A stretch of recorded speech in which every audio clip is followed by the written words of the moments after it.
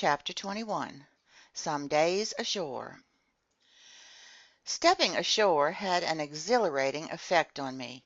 Ned Land tested the soil with his foot as if he were laying claim to it. Yet it had been only 2 months since we had become, as Captain Nemo expressed it, passengers on the Nautilus. In other words, the literal prisoners of its commander. In a few minutes we were a gunshot away from the coast. The soil was almost entirely madreporic, but certain dry stream beds were strewn with granite rubble, proving that this island was of primordial origin. The entire horizon was hidden behind a curtain of wonderful forests. Enormous trees, sometimes as high as 200 feet, were linked to each other by garlands of tropical creepers, genuine natural hammocks that swayed in a mild breeze. There were mimosas, banyan trees, beefwood, teakwood, hibiscus, screw pines, palm trees, all mingling in wild profusion.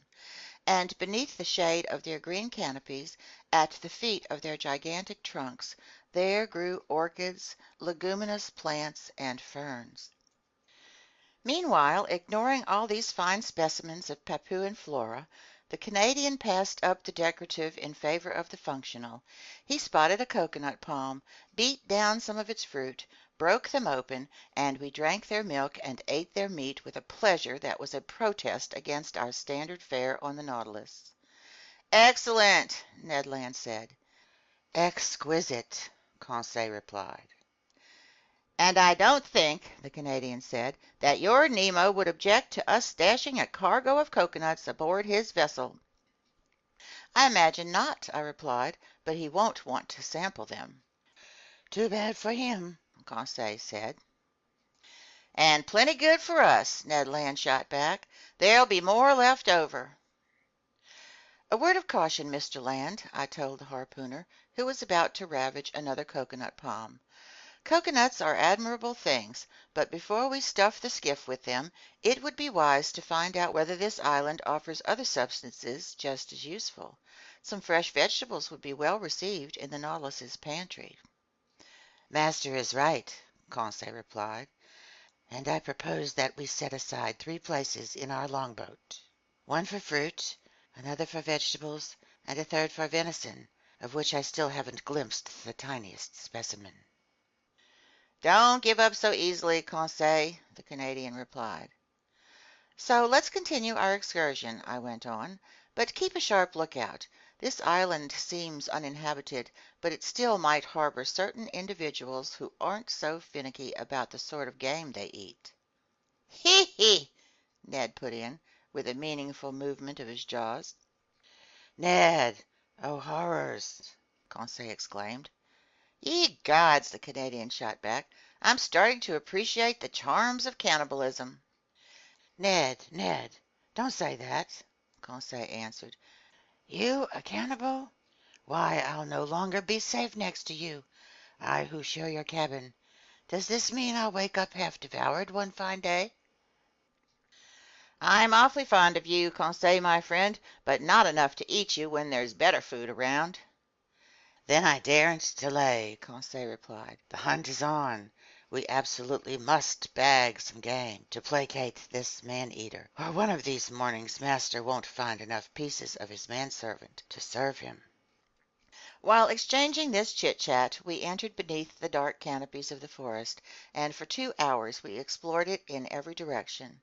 We couldn't have been luckier in our search for edible vegetation, and some of the most useful produce in the tropical zones supplied us with a valuable foodstuff missing on board.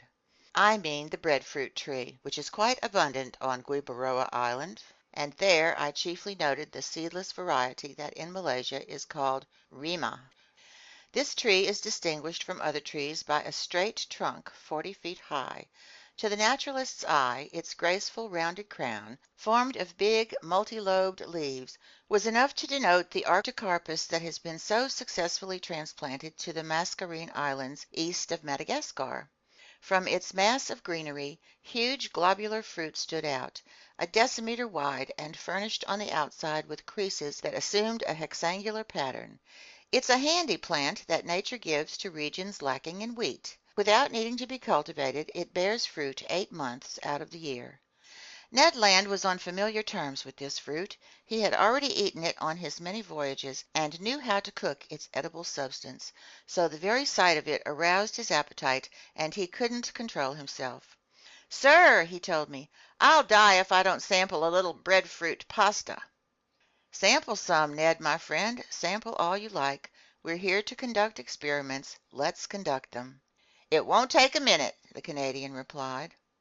Equipped with a magnifying glass, he lit a fire of deadwood that was soon crackling merrily. Meanwhile, Conseil and I selected the finest Arctocarpus fruit. Some still weren't ripe enough, and their thick skins covered white, slightly fibrous pulps, but a great many others were yellowish and gelatinous, just begging to be picked. This fruit contained no pits. Conseil brought a dozen of them to Ned Land, who cut them into thick slices and placed them over a fire of live coals, all the while repeating, "You'll see, sir, how tasty this bread is." "Especially since we've gone without baked goods for so long," Conseil said. "It's more than just bread," the Canadian added. "It's a dainty pastry. You've never eaten any, sir?" "No, Ned." "All right. Get ready for something downright delectable. If you don't come back for seconds, I'm no longer the king of harpooners." After a few minutes, the parts of the fruit exposed to the fire were completely toasted. On the inside there appeared some white pasta, a sort of soft bread center whose flavor reminded me of artichoke. This bread was excellent, I must admit, and I ate it with great pleasure. "Unfortunately," I said, "this pasta won't stay fresh, so it seems pointless to make a supply for on board." "By thunder!" Ned Land exclaimed. "There you go, talking like a naturalist. But meantime I'll be acting like a baker. Conseil, harvest some of this fruit to take with us when we go back." "And how will you prepare it?" I asked the Canadian. "I'll make a fermented batter from its pulp that'll keep indefinitely without spoiling. When I want some, I'll just cook it in the galley on board. It'll have a slightly tart flavor, but you'll find it excellent." "So, Mr. Ned, I see that this bread is all we need." "Not quite, Professor," the Canadian replied. "We need some fruit to go with it, or at least some vegetables." "Then let's look for fruit and vegetables." When our breadfruit harvesting was done, we took to the trail to complete this dry land dinner. We didn't search in vain, and near noontime we had an ample supply of bananas. This delicious produce from the torrid zones ripens all year round, and Malaysians, who give them the name pisang, eat them without bothering to cook them. In addition to bananas, we gathered some enormous jackfruit with a very tangy flavor, some tasty mangoes, and some pineapples of unbelievable size. But this foraging took up a good deal of our time, which, even so, we had no cause to regret. Conseil kept Ned under observation. The harpooner walked in the lead, and during his stroll through this forest, he gathered with sure hands some excellent fruit that should have completed his provisions. "So," Conseil asked, "you have everything you need, Ned, my friend." "Huh!" the Canadian put in. "What? You're complaining?" "All this vegetation doesn't make a meal," Ned replied. "Just side dishes. Dessert. But where's the soup course? Where's the roast?" "Right," I said. "Ned promised us cutlets, which seems highly questionable to me." "Sir," the Canadian replied, "our hunting not only isn't over, it hasn't even started. Patience! We're sure to end up bumping into some animal with either feathers or fur, if not in this locality, then in another." "And if not today, then tomorrow, because we mustn't wander too far off," Conseil added. "That's why I propose we return to the skiff." "What? Already?" Ned exclaimed. "We ought to be back before nightfall," I said. "But what hour is it then?" the Canadian replied. 2 o'clock, at least," Conseil replied. "How time flies on solid ground!" exclaimed Ned Land with a sigh of regret. "Off we go," Conseil replied.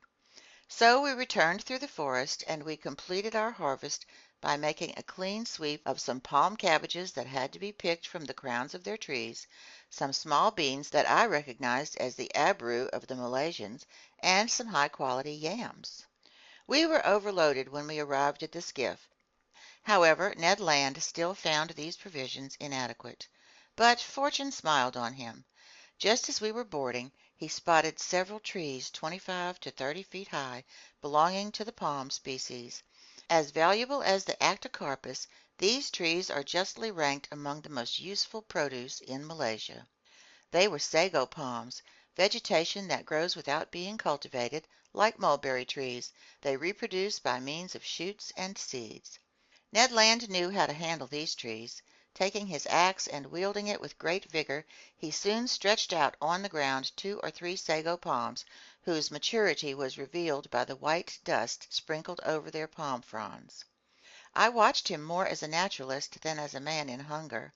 He began by removing from each trunk an inch-thick strip of bark that covered a network of long, hopelessly tangled fibers that were puttied with a sort of gummy flour. This flour was the starch-like sago, an edible substance chiefly consumed by the Melanesian peoples. For the time being, Ned Land was content to chop these trunks into pieces as if he were making firewood. Later he would extract the flour by sifting it through cloth to separate it from its fibrous ligaments, let it dry out in the sun, and leave it to harden inside molds. Finally, at 5 o'clock in the afternoon, laden with all our treasures, we left the island beach, and half an hour later pulled alongside the Nautilus. Nobody appeared on our arrival. The enormous sheet-iron cylinder seemed deserted. Our provisions loaded on board, I went below to my stateroom. There I found my supper ready. I ate and then fell asleep. The next day, January 6th, nothing new on board, not a sound inside, not a sign of life. The skiff stayed alongside in the same place we had left it. We decided to return to Guibaroa Island. Ned Land hoped for better luck in his hunting than on the day before, and he wanted to visit a different part of the forest. By sunrise we were off. Carried by an inbound current, the longboat reached the island in a matter of moments. We disembarked, and thinking it best to abide by the Canadian's instincts, we followed Ned Land, whose long legs threatened to outpace us. Ned Land went westward up the coast. Then, fording some stream beds, he reached open plains that were bordered by wonderful forests. Some kingfishers lurked along the watercourses, but they didn't let us approach. Their cautious behavior proved to me that these winged creatures knew where they stood on bipeds of our species, and I concluded that if this island wasn't inhabited, at least human beings paid it frequent visits. After crossing a pretty lush prairie, we arrived on the outskirts of a small wood, enlivened by the singing and soaring of a large number of birds. "Still, they're merely birds," Conseil said. "But some are edible," the harpooner replied. "Wrong, Ned, my friend," Conseil answered, "because I see only ordinary parrots here." "Conseil, my friend," Ned replied in all seriousness, "parrots are like pheasants to people with nothing else on their plates." "And I might add," I said, "that when these birds are properly cooked, they're at least worth a stab of the fork." Indeed, under the dense foliage of this wood, a whole host of parrots fluttered from branch to branch, needing only the proper upbringing to speak human dialects. At present they were cackling in chorus with parakeets of every color, with solemn cockatoos that seemed to be pondering some philosophical problem, while bright red lories passed by like pieces of bunting borne on the breeze. In the midst of Callao parrots raucously on the wing, Papuan lories painted the subtlest shades of azure, and a whole variety of delightful winged creatures, none terribly edible. However, one bird unique to these shores, which never passes beyond the boundaries of the Aru and Papuan Islands, was missing from this collection, but I was given a chance to marvel at it soon enough. After crossing through a moderately dense thicket, we again found some plains obstructed by bushes. There I saw some magnificent birds soaring aloft, the arrangement of their long feathers causing them to head into the wind. Their undulating flight, the grace of their aerial curves, and the play of their colors allured and delighted the eye. I had no trouble identifying them. "Birds of paradise!" I exclaimed. "Order Passeriforma, division Clystomora," Conseil replied. "Partridge family?" Ned Land asked. I doubt it, Mr. Land. Nevertheless, I'm counting on your dexterity to catch me one of these delightful representatives of tropical nature. I'll give it a try, Professor, though I'm handier with a harpoon than a rifle. Malaysians, who do a booming business in these birds with the Chinese, have various methods for catching them that we couldn't use. Sometimes they set snares on the tops of the tall trees that the bird of paradise prefers to inhabit. At other times they capture it with a tenacious glue that paralyzes its movements. They will even go so far as to poison the springs where the fowl habitually drink. But in our case, all we could do was fire at them on the wing, which left us little chance of getting one. And in truth, we used up a good part of our ammunition in vain. Near 11 o'clock in the morning, we cleared the lower slopes of the mountains that form the island's center, and we still hadn't bagged the thing. Hunger spurred us on. The hunters had counted on consuming the proceeds of their hunting, and they had miscalculated. Luckily, and much to his surprise, Conseil pulled off a right and left shot and ensured our breakfast. He brought down a white pigeon and a ringdove, which were briskly plucked, hung from a spit, and roasted over a blazing fire of deadwood. While these fascinating animals were cooking, Ned prepared some bread from the arctocarpus. Then the pigeon and ringdove were devoured to the bones and declared excellent. Nutmeg, on which these birds habitually gorge themselves, sweetens their flesh and makes it delicious eating. "They taste like chicken stuffed with truffles," Conseil said. "All right, Ned," I asked the Canadian. "Now what do you need?" "Game with 4 paws, Professor Aronnax," Ned Land replied. "All these pigeons are only appetizers, snacks, so till I've bagged an animal with cutlets, I won't be happy." "Nor I, Ned, until I've caught a bird of paradise." "Then let's keep hunting," Conseil replied, "but while heading back to the sea. We've arrived at the foothills of these mountains, and I think we'll do better if we return to the forest regions." It was good advice, and we took it. After an hour's walk, we reached a genuine sago palm forest. A few harmless snakes fled underfoot. Birds of paradise stole off at our approach, and I was in real despair of catching one, when Conseil, walking in the lead, stooped suddenly, gave a triumphant shout, and came back to me carrying a magnificent bird of paradise. "Oh, bravo, Conseil!" I exclaimed. "Master is too kind," Conseil replied. "Not at all, my boy. That was a stroke of genius. Catching one of these live birds with your bare hands." "If master will examine it closely, he'll see that I deserve no great praise." "And why not, Conseil?" "Because this bird is as drunk as a lord." "Drunk?" "Yes, master. Drunk from the nutmegs it was devouring under that nutmeg tree where I caught it. See, Ned, my friend, see the monstrous results of intemperance." "Damnation!" the Canadian shot back. "Considering the amount of gin I've had in these past 2 months, you've got nothing to complain about."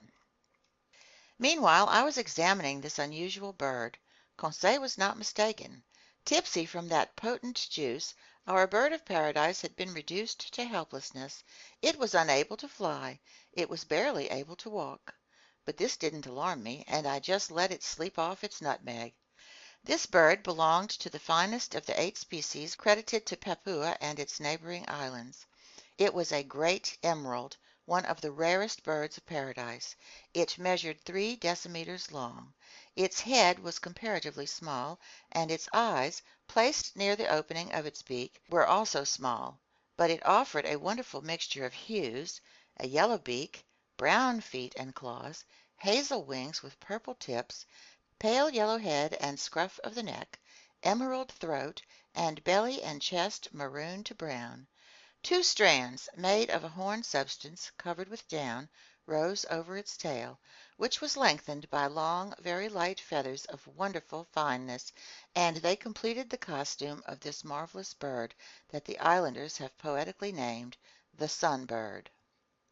How I wished I could take this superb bird of paradise back to Paris, to make a gift of it to the zoo at the Botanical Gardens, which doesn't own a single live specimen. "So it must be a rarity or something?" the Canadian asked, in the tone of a hunter who, from the viewpoint of his art, gives the game a pretty low rating.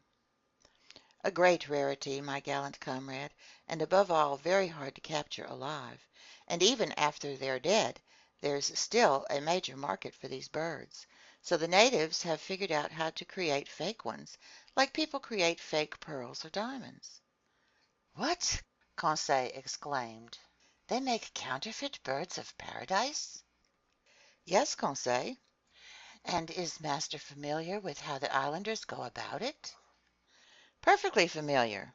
During the easterly monsoon season, birds of paradise lose the magnificent feathers around their tails that naturalists call below the wing feathers.